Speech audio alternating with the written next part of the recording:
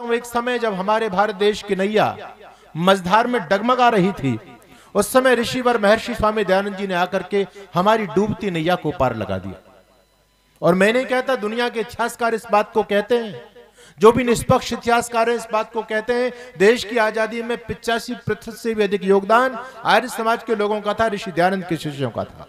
आप किसी भी क्रांतिकारी को पढ़ लीजिए। रामप्रसाद बिस्मिल की बात हमारे आदरणीय विकेश बेनीवाल जी कह रहे थे, जब रामप्रसाद बिस्मिल को फांसी पर लटका दिया गया और बाद में आकर के जेलर ने जब उनके कक्ष की तलाशी ली तो रामप्रसाद बिस्मिल की तकिया के नीचे ये एटम बम मिला था, जिसको सत्याप्रकाश कहते हैं। उस समय हर क्रांतिकारी की जब तलाशी ली जाती थी तो सभी क्रांतिकारियों के किसी के थैले में, किसी के झोले में, किसी के तकिया के नीचे, किसी की अलमारी में छिप करके यही ग्रंथ मिलता था, जिसको सत्याप्रकाश कहते हैं, और इसको क्रांतिकारियों की गीता कहा जाता था। ऋषि दयानंद जी महाराज ने आकर के हमारी डूबती नैया को एक बार पार लगा दिया, लेकिन आज हमारे भारत देश की नैया फिर हिलोरे ले रही है।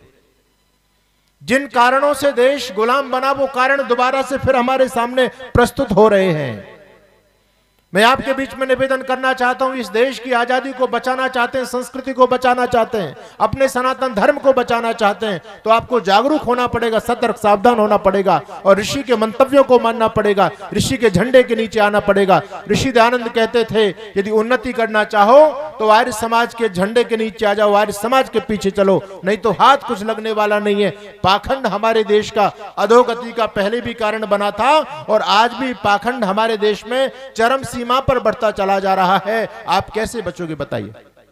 इस देश में बहादुर योद्धाओं की कमी नहीं थी, इस देश में विद्वानों की कमी नहीं थी, लेकिन हमारी पतन का यदि सबसे बड़ा कोई कारण बना था, ये देश गुलाम हुआ, इस गुलामी का सबसे बड़ा कारण कोई बना था तो हमारा पाखंड बना था। आप मुझे बताओ, आज क्या प्राचीन समय से ज्यादा समाज में पाखंड नहीं बढ़ रहा है? एक मंच आपका एक तरफ आर्य समाज है, दूसरी तरफ दूसरे मंच के बड़े बड़े धर्मगुरु हैं, और मैं कहना चाहता हूं आर्य समाज से जो शाखाएं निकली हैं उन शाखाओं को मैं धन्यवाद करना चाहता हूं। हमारे गोपाल शर्मा जी बैठे हैं, आचार्य श्रीराम शर्मा जी से जुड़े हुए हैं, गायत्री परिवार से जुड़े हुए, वो भी आर्य समाज से निकले थे। आर्य समाज से जो शाखाएं निकली हैं उनकी मैं बात नहीं करता, क्योंकि कहीं ना कहीं उन पर ऋषि दयानंद का प्रभाव रहा है, लेकिन आर्य समाज से इतर जितनी भी शाखाएं धर्म के नाम पर समाज में चलती हैं, मानभाव सारी की सारी शाखाएं समाज में पाखंड बढ़ाने में लगी हुई हैं। उनको ये नहीं पता कि पाखंड देश की अधोगति का कारण बना। आपको जानकारी होनी चाहिए, हमारे देश में सबसे पहला मुस्लिम आक्रांता 712 में आया था। क्या नाम था उसका? मोहम्मद बिन कासिम। अच्छा, 712 से पहले कोई भी मुस्लिम आक्रांता हमारे देश में नहीं आया, वो पहला आक्रांता था। और उससे पहले आप यदि जाएं इतिहास में तो ये बताया जाता है कि पहली बार मुस्लिमों ने कदम 712 में हमारे देश में रखा था। लेकिन आप यदि और बैक में जाएंगे तो आपको पता चलेगा कि 712 से पहले मोहम्मद बिन कासिम पहले से भी पहले हमारे देश के राजा से बड़ी भूल हुई, और उससे पहले भी मुसलमान इस देश में आ चुके थे। हुआ यह था कि अरब का जो खलीफा था, वहां का जो सम्राट था, उसने अपने देश के कुछ मुसलमानों को देश निकाला दे दिया, और वो अल्लाफी नाम के मुसलमान थे। उन्होंने देखा कि अब हम कहां जाएं, कहां जाकर के अपने जीवन का भरण पोषण करें। तो दुनिया में आज भी और पहले भी भारत सबके लिए धर्मशाला रहा है। हम लोगों ने ऐसे लोगों को भी शरण दी है जो शरण देने के योग्य नहीं थे, और हमने अति उदारता हमारे पतन का कारण भी बनी है।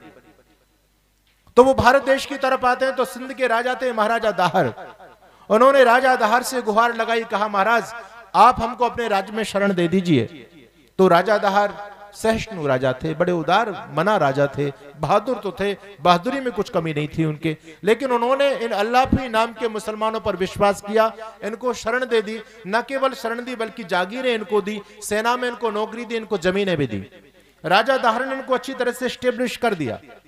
जब 712 में पहला आक्रांता मोहम्मद बिन कासिम देश में आया तो राजा दाहर ने, जो अल्लाफी नाम के मुसलमान जो शरणार्थी बनके राजा दाहर के राज्य में रहते थे, जो सेना में भी बड़े बड़े पदों पर पहुंच चुके थे, राजा दाहर ने कहा जाओ अब तुम जाकर के दुश्मन हमारे देश को गुलाम करने के लिए आता है, जाकर के उससे संघर्ष करो, उसको मुंह तोड़ जवाब दो। ये सारे के सारे शरणार्थी मुसलमान एक बात कहते हैं, सम्राट आप चिंता ना करें, उस दुश्मन को देश की सीमा तो आने दें, हम गाजर मूली की तरफ उसको काट देंगे, आप निश्चिंत रहें, ये जिम्मेदारी हमारी है। राजा दाहर भोले भाले थे, दुश्मन को कभी हल्के में नहीं लेना चाहिए, लेकिन राजा दाहर से गलती हुई। उन मुसलमानों का विश्वास उन्होंने किया, जब ये 712 वाला आक्रांता मोहम्मद बिन कासिम सिंध की सीमा तक आ गया, तब राजा दाहर ने उन मुसलमानों से कहा, अब तुम क्या देख रहे हो, अब तो दुश्मन सीमा पर दस्तक दे चुका है, अब जाओ युद्ध करो। तो सारे के सारे शरणार्थी मुसलमान कहते हैं, सम्राट, हम मोहम्मद बिन कासिम से युद्ध नहीं कर सकते। राजा दाहर ने कहा, क्यों नहीं कर सकते? कहते हैं, हमारा धर्म नहीं कहता एक मुसलमान दूसरे मुसलमान पर तलवार चलाए। सामने वाला आक्रांता भी मुसलमान है, हम भी मुसलमान हैं, हम उनके साथ में युद्ध नहीं कर सकते। राजा दाहर ने कहा कि तुमने मेरे साथ नमक हरामी की है, तुमने मेरे साथ गद्दारी की है, मैंने तुमको जीवन दिया, तुम्हारा सम्राट तुमको वापस बुलाना चाहता था, तुम मेरे पैरों में गिड़गिड़ाए, मैंने फिर भी तुम पर विश्वास किया, लेकिन आज तुमने मेरे साथ गद्दारी की है। वो कहते हैं, सम्राट, हम आपकी उदारता को नमन करते हैं, आपको प्रणाम करते हैं, लेकिन हमारा धर्म हमको इजाजत नहीं देता कि एक मुसलमान दूसरे मुसलमान पर तलवार चलाए। और सारे के सारे शरणार्थी मुसलमान अल्लाह अकबर का नारा बोल करके मोहम्मद बिन कासिम की सेना में शामिल हो गए। पहली गद्दारी देश में प्रारंभ हुई। और न केवल वो सारे के सारे शरणार्थी, क्योंकि मोहम्मद बिन कासिम तो अपने साथ केवल 6000 मुसलमान सैनिक लेकर के आया था, केवल 6000, ऑन रिकॉर्ड है ये। लेकिन कुछ पुराने शरणार्थी उससे मिल गए, उनकी ताकत और बढ़ गई, और कुछ अपने गद्दार,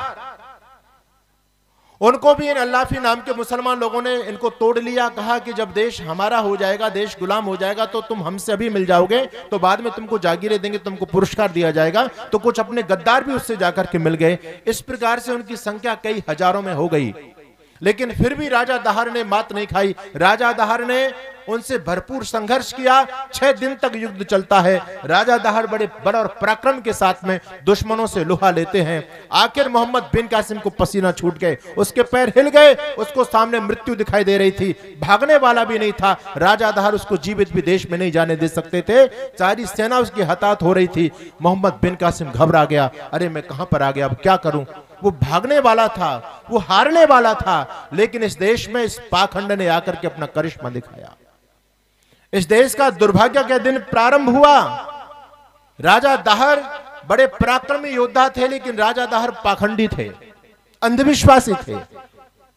और उस राजा दाहर के राज्य में देवल नगर था। देवल नगर के अंदर एक सुप्रसिद्ध सबसे बड़ा मंदिर था, देवी का मंदिर था, जो देवल देवी के नाम से जाना जाता था। और राजा दाहर उस देवी के उपासक थे। देवी के मंदिर का जो महंत था, जो पुजारी था, वो गद्दार, सबसे पहले उस धूर्त ने गद्दारी की। और वो जाकर के मोहम्मद बिन कासिम के पास में रात में मिलता है और कहता है, मोहम्मद बिन कासिम, यदि तुम जीत चाहते हो तो मैं तुमको विजयश्री दिला सकता हूं। मोहम्मद बिन कासिम को यकीन नहीं हो रहा था। उसने कहा, मेरी सारी सेना मर रही है और मैं आज कल 2-3 दिन में युद्ध का मामला पूरा पलट जाएगा, मैं मारा जाऊंगा, मैं कैसे जीत सकता हूं। वो पुजारी धूर्त कहता है, जिताना मेरे हाथ की बात है। उसने कहा, क्या करोगे आप? वो कहते हैं, आप मुझे पहले 2 वचन दो, मैं निश्चित तुमको जिता दूंगा। उसने कहा, क्या आपको वचन चाहिए? वो अपना गद्दार धूर्त पाखंडी कहता है कि पहला वचन मुझे ये दो कि तुम मेरी सुरक्षा का दायित्व अपने ऊपर ले लो, मेरे पर कोई आंच नहीं आएगी। उसने कहा, निश्चिंत रहो, कोई चिंता की बात नहीं है, अगर आप मुझे जिताते हैं तो आपकी सुरक्षा मेरी जिम्मेदारी है। और दूसरी बात कहता है कि जीतने के बाद आप मुझे क्या देंगे इनाम के रूप में? तो वो लुटेरा कहता है कि आप जो मांगेंगे मैं वो आपको दूंगा। आखिर दोनों में संधि हो गई। और इस धूर्त पाखंडी पुजारी ने जाकर के रात को जो देवल देवी का मंदिर था, उस पर जो उसकी गुम्मद पर, जो छत्र पर जो ध्वजा विराजती थी, जो झंडा लहराया करता था, इस नालायक व्यक्ति ने, गद्दार ने जाकर के रात को झंडे को झुका दिया। रात में जैसे झंडा झुक गया, सुबह राजा दाहर जब देवल मंदिर में प्रणाम करने के लिए देवी माता को धोख खाने के लिए जा रहे थे, राजा दाहर ने दूर से देखा कि आज तो रोज ध्वज हमारा लहराता था, लेकिन आज ध्वज झुका हुआ है।